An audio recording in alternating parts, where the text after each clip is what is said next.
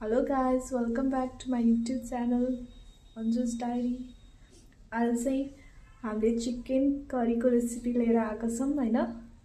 आज म हजुरलाई चुलोमा कसरी बनाउँछन् यो चिकन करी भनेर म हजुरलाई भन्छु हैन। हाम्रो घरमा चाहिँ मेनली यो हाम्रो विराटनगरमा त स्पेशली करेकै हैन। कुनै चिसोमा भनौं न, चिसो भयो भने मात्रै बनाउँछौं हामी चुलामा। तर आजभोलि मैले तपाईलाई बिहानको मौसम देखाएको थिएँ कति चिसो थियो, त्यही भएर अहिले हामी चुलामा बनाउन जाँदैछौं। म र दिदी मिलेर स्टार्ट गरौँ है त। हजुरहरु हेर्न सक्नुहुन्छ हाम्रो आँगनमा चुला छ हैन। यही हामी चिकन करी बनाउन आँटेको। दिदी यो पनि यस्तो टाइपको चुलो छ जुन चाहिँ नेपालगञ्जमा पाइन्छ। यहाँबाट हाल्नुपर्छ सानो थोरीमा पनि भइहाल्छ। अहिले हामी झटपट मिठो टेस्टी चिकन बनाएर खाउँ। खाना पकाउन कति सजिलो छ हेर्नु त। यतिका दिन बसेर म त सब कुरा सिकिसकेँ। मेरो सासु मम्मीले मलाई पुरा पर्फेक्ट बनाइदिइसक्नु भयो के। अब कराई बसाल्यो हैन। कराई कालो छ भनेर नभन्नु होला। चुलामा बसाल्ने कराई म्याक्सिमम कालो हुन्छ हैन। त्यसमा पकाउँदा पकाउँदा कालो भइसक्छ। जहिले पनि मासु बनाउँदा हैन तोरीको तेलमा बनाउनु हैन। फर्स्टमा तोरीको तेल हाल्नुपर्छ। अब तपाईले जति इच्छा लाग्छ हैन, हामी त अलि बढी नै हाल्छौं। जीरा अनि हल्का सुकेको खुर्सानी। गाइज यो कराई त प्योर फलामको हो, त्यही भएर कालो छ है। यसमा मासु या माछा बनायो भने टेस्टी हुन्छ के। स्पेशली यो चुलाको लागि बनाएको हो। अब हल्का तातेपछि मासु हाल्ने हो। मजाले जीरा र खुर्सानी पाकेपछि माथिबाट मासु हाल्दिनु होला।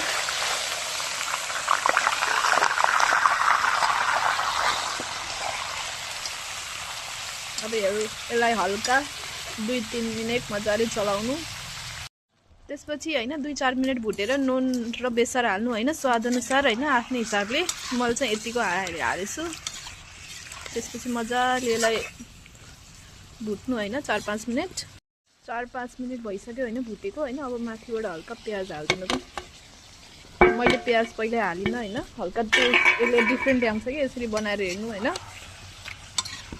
अब बल्ल प्याज हालेर भुट्नु के दुबै सँगै झन् टेस्टी हुन्छ।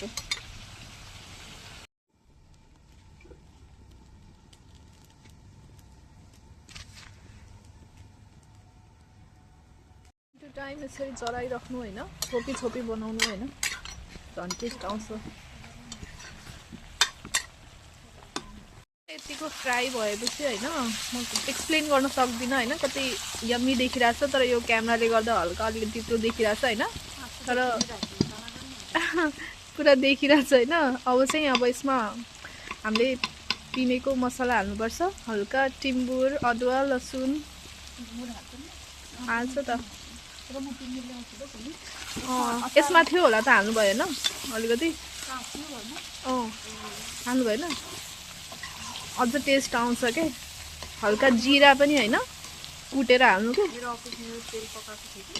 पुरा टेस्टी हुन्छ हैन। मजाले कुटेर हाल्यो भने हल्का फ्लेभरै डिफ्रेन्ट आउँछ। टमाटर चाहिँ मोस्ट इम्पोर्टेन्ट हो के टेस्टको लागि। चिकनमा टमाटर त हुनै पर्छ। त्यो चाहिँ लास्टमा हाल्ने हो हैन। अब चाहिँ मजाले भुटौँ। हामीले सुकेको खुर्सानी पनि मजाले कुटेर हालेको छौँ।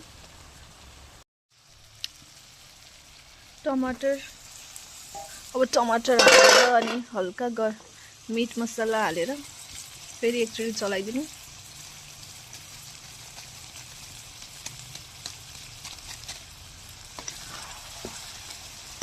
सब सकाइदिनु हालेर। चुलामा पकाएपछि त्यही हो, केही फोहोर बस्दैन, सब भयोभरको जलाइदिने। हेर्नु त कति टेस्टी देखिरहेछ। ट्राई गर्ने भए आउनु है यता नेपालगञ्ज। स्पेशल चिकन करी खानु। टाइम टु टाइम भुट्दै जानु हैन, तल लाग्नु भएन। हेर्न सक्नुहुन्छ। अब यो चिकन सर्भ गर्नको लागि रेडी छ। उसको एक्ज्याक्ट होइन, म तपाईँलाई यो मजाले सर्भ गरेपछि कचौरामा निकालेपछि देखाउँछु क्या। एकदम दामी देखिरहेको छ, टेस्टी। अब नखाने मान्छेलाई त के भन्नु, म त खाँदिनँ, पकाइदिने मात्रै हो मेरो काम। खान नपाउने तर पकाउन चाहिँ दिन्छन्। हेर्नु यस्तै हो, ससुरालीमा भएपछि नखाने कुरा पनि पकाउनु पर्छ, करले होस् या रहरले। हेर्नु हामीले सर्भ गरिसक्यो चिकन, यति टेस्टी देखिरहेछ। क्यामेराबाट त रियल टेस्ट भन्न सकिँदैन तर धेरै टेस्टी देखिरहेछ है। मैले पनि खान त मिल्दिनँ तर अब दिदीलाई सोध्छु होइन कस्तो मिठो भयो होला। आई गेस बास्ना त मगमग आइरहेछ। टेस्ट गर्नु है दिदी। यो पिस चाहिँ मलाई मनपर्छ क्या। टेस्ट गर्नु नि त, यत्तिकै गर्नु त, गर्नु सब आफूले त खाने हो। कस्तो भयो? टेस्टी भयो? त्यही त आगोमा पकाएको त लास्टै टेस्टी हुन्छ ल।